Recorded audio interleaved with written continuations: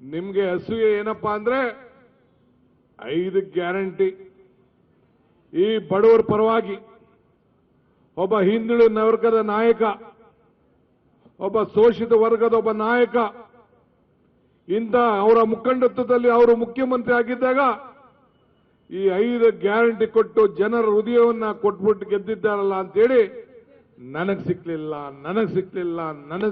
ಅಂತೇಳಿ ಕೈ ಒಸಕೊಂಡು ಬಡ್ದಾಡ್ತಾ ಇದ್ದೀರಿ.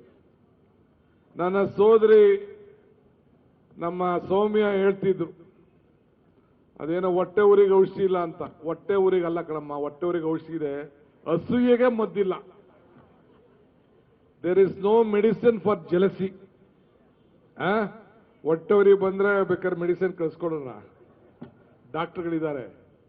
ಈ ಜಲಸಿ ಇದೆಯಲ್ಲ, ಈ ಜಲಸಿಗೆ ಮೆಡಿಸಿನ್ ಇಲ್ಲ, ಹಂಗೆ ಇವ್ರಿಗೆಲ್ಲ ಜಳಿಸಿ ಬಂದ್ಬಿಟ್ಟಿದೆ. ಸೊ ಅದರಿಂದ ನಾವು ಯಾರು ತಲೆ ಕೆಡಿಸ್ಕೊಳ್ಬೇಕಾದಿಲ್ಲ. ಮುಖ್ಯಮಂತ್ರಿ ರಾಜೀನಾಮೆ ಕೊಡೋ ಪ್ರಶ್ನೆ ಬರುವುದಿಲ್ಲ. ಏನ್ ಬೇಕಾದ್ರೂ ಮಾಡ್ಕೊಳ್ಳಿ, ಈ ಸರ್ಕಾರ ಉಳಿಸ್ಕೊಳ್ತೀವಿ, ಈ ಸರ್ಕಾರ ರಾಜ್ಯದ ಜನತೆ ಸೇವೆಯನ್ನು ನಾವು ಮಾಡ್ತೀವಿ. ಮುಖ್ಯಮಂತ್ರಿಗಳಿಗೆ ಡಿ.ಕೆ. ಶಿವಕುಮಾರ್ ಒಬ್ಬನೇ ಅಲ್ಲ, ಇಡೀ ನಮ್ಮ ಪಕ್ಷ, ಇಡೀ ದೇಶದಲ್ಲಿ ಇಂಡಿಯಾ ಒಕ್ಕೂಟ ಮತ್ತು ಹಳ್ಳಿಯ ಕಟ್ಟ ಕಡೆ ಒಬ್ಬ ಕಾರ್ಯಕರ್ತ, ಒಬ್ಬ ಮತದಾರರಿಂದ ಹಿಡಿದು ಅವ್ರಿಗೆ ಆಶೀರ್ವಾದವನ್ನ ಮಾಡಿ ಇವತ್ತು ರಕ್ಷಣೆಯನ್ನ ಮಾಡ್ತಾರೆ. ನನಗೆ ನ್ಯಾಯಾಲಯದಲ್ಲಿ ನಂಬಿಕೆ ಇದೆ. ಇವತ್ತು ಅವರು ಇವತ್ತು ಪ್ರಾಸಿಕ್ಯೂಷನ್ ಆರ್ಡರ್ ಕೊಟ್ಟಿದ್ದಾರೆ, ಅದನ್ನ ಧಿಕ್ಕರಿಸಿ ನಮಗೆ ನ್ಯಾಯವನ್ನು ಒದಗಿಸ್ಕೊಡ್ತಾರೆ ಅಂತೇಳಿ ನಮಗೆ ನಂಬಿಕೆ ಇದೆ.